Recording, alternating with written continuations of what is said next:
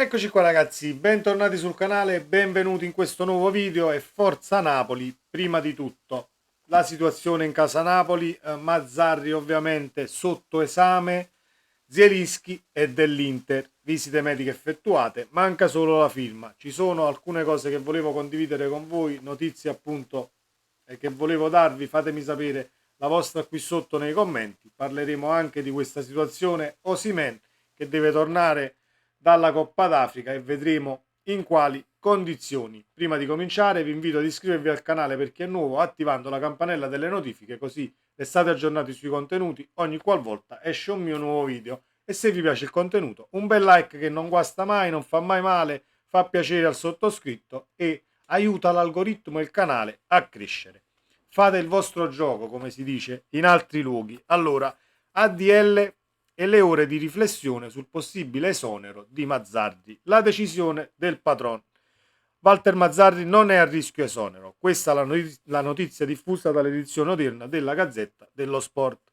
Così la Rosea scrive sulle valutazioni fatte dal club dopo la sconfitta di San Siro. Aurelio De Laurentiis è rientrato a Napoli dopo la sconfitta col Milan ed è stato questo il principale argomento di discussione nel confronto che ha avuto con altri vertici della dirigenza, non tanto per il risultato in sé, ma perché il KO di San Siro si inserisce in una striscia troppo negativa per essere taciuta.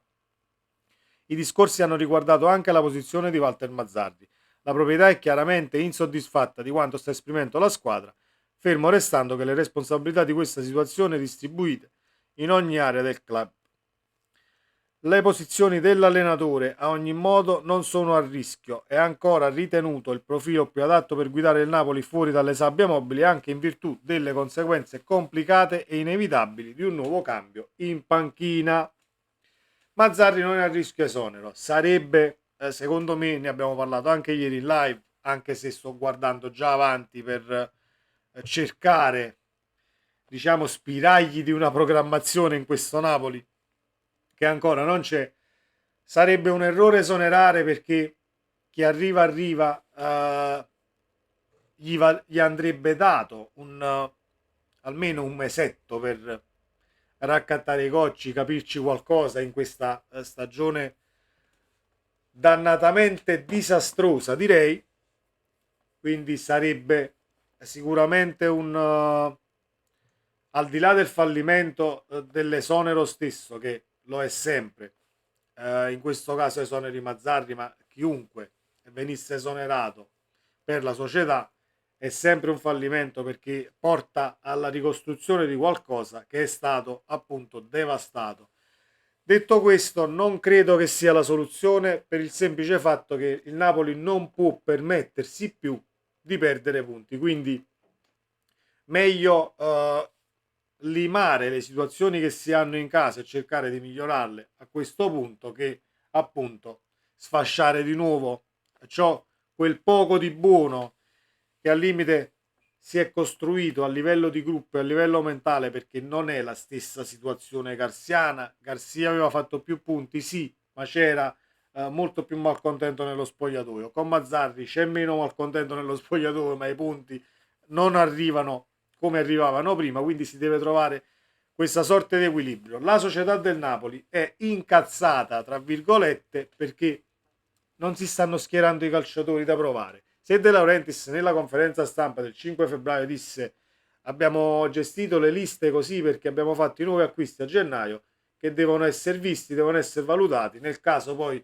riscattati. Traoré ha un riscatto importante a 25 milioni ed ecco che nascono le diatribe, le dissidie, mettetele come volete, perché questa gente deve giocare, Lindstrom deve giocare, Traoré hanno detto che a 20-25 minuti cominciamoglieli a farli fare 10-15 minuti a partita, facciamolo subentrare, Gonge inseriamolo nelle rotazioni, Gonge ha tutta la partita a livello di minutaggio nelle gambe, che a Verona giocava sempre, quindi non è un problema di minutaggio. Cominciamo a mettere sul patibolo titolari, tra virgolette, come lo può essere un Politano, per amor di Dio, ma creare questi dualismi e competizione sana tra due calciatori nello stesso ruolo non può far altro che bene al Napoli, e hai quelle alternative in panchina che possono farti svoltare una partita, ti possono far dare quella marcia in più al calciatore che subentra e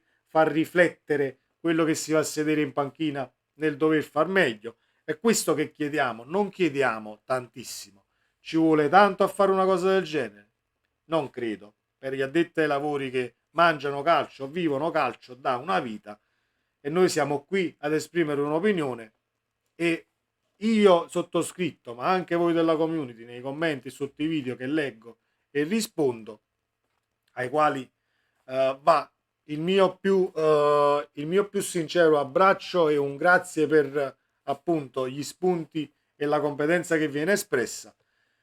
Sarebbe una cosa molto semplice da fare e da provare al limite, perché non abbiamo ancora visto se è una cosa che può funzionare o meno. Schiera tanta qualità e cerchiamo di andare a vincerle le partite. La situazione Zielinski, visite mediche effettuate, arriva la notizia ieri, ma attenzione, arriva la notizia ieri, ma può darsi che Zielinski le visite mediche le abbia già fatte non si sa quando e sia arrivata l'ufficialità ieri. Poi se le ha fatte ieri, dopo la partita col Milan, e mi hai fatto una prestazione indecente, allora mi finisce di scadere un tantino il calciatore, ma non credo sia andata così, perché comunque le visite mediche vengono effettuate quando finiscono, c'è l'ufficialità tra le due società via mail, quindi può darsi che sia arrivata ieri la comunicazione dall'Inter, ma le visite mediche siano state fatte una settimana fa, 10 giorni fa, non lo so quando, perché non ci sono delle date ben precise, almeno non le ho lette. Se voi le sapete e avete notizie più precise, ben venga nei commenti qui sotto, sono pronto a leggervi e a rispondervi. La situazione di Zielinski io l'ho già analizzata, la mia opinione l'ho già data, per me si doveva sedere a fine dicembre, quando già si sapeva che sarebbe stato un centrocampista dell'Inter. Lo siedi, lo mandi in tribuna, fai quello che vuoi, non escludevi Demme e toglievi Zielinski dalle liste, ma ormai è tardi. La frittata è stata fatta, ma non voglio vederlo più in campo. Non perché ce l'ho col calciatore, lo stimo, lo voglio bene, grazie per lo scudetto, grazie per tutto ciò che hai dato a Napoli, calciatore che comunque con i suoi alti e bassi tecnicamente vale e non poco. L'Inter ha fatto un grande acquisto, manca solo la firma. Arrivederci o addio Zielinski, mettetela come volete. Il Napoli aspetta Victor Osimhen dalla Nigeria. Le ultime non sono tanto incoraggianti. Osimhen è uscito claudicante dalla partita, dalla finale di Coppa d'Africa, a mezzo servizio a livello fisico, la gastroenterite l'ha un attimo debilitato, ma si parla anche di affaticamenti dal punto di vista muscolare. Non sono infortuni, ma bisogna andarci piano, e Osi serve come il pane per questa rincorsa alla zona Europa, e non parliamo di Champions, ma almeno in Europa League ci vogliamo arrivare, o vogliamo fare un campionato del tutto anonimo? Mi auguro di no. Osimhen dovrebbe arrivare a Napoli, tornare a Napoli mercoledì, con il primo allenamento previsto per giovedì, quindi rendiamoci conto che sono 2 sessioni di allenamento, prima del Genoa di sabato alle 15. Non credo che possa essere schierato per tutta la partita, e non credo nemmeno che parta titolare. Poi vedrà Mazzarri in che condizioni arriva, se è recuperabile al 100%. Auguriamoci di sì, perché servono i suoi scatti come il pane, serve il suo tenere la difesa sotto scacco da solo, perché non abbiamo una punta con le stesse caratteristiche, al di là che uno possa essere forte o meno forte, ma Simeone è un altro tipo di calciatore, è un altro tipo di punta. Raspadori non ne parliamo proprio, deve giocare dietro la punta. Ecco perché invochiamo a grande voce questo 4-2-3-1, ma non solo noi, lo stanno invocando tutti quanti. Ultima cosa e chiudiamo, visto l'intervento di Sosa sulla pagella di Mazzocchi, che mi avete fatto notare anche voi nei commenti sotto all'ultimo video. Ringrazio Massimo per avermi dato questo spunto.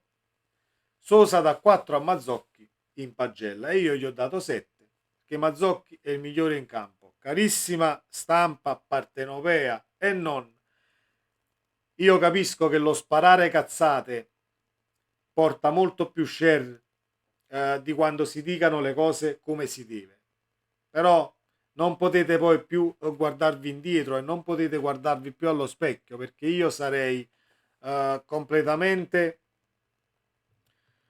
arrossirei, diciamo, completamente se dovessi guardarmi allo specchio dopo aver dato il 4 in pagella a Mazzocchi. Fate le cose per bene, perché ho sempre stimato anche Sosa, ma come tantissimi addetti ai lavori che stanno scadendo, diciamo, giorno dopo giorno, ad uno ad uno. Sempre Forza Napoli, ci vediamo nel prossimo video.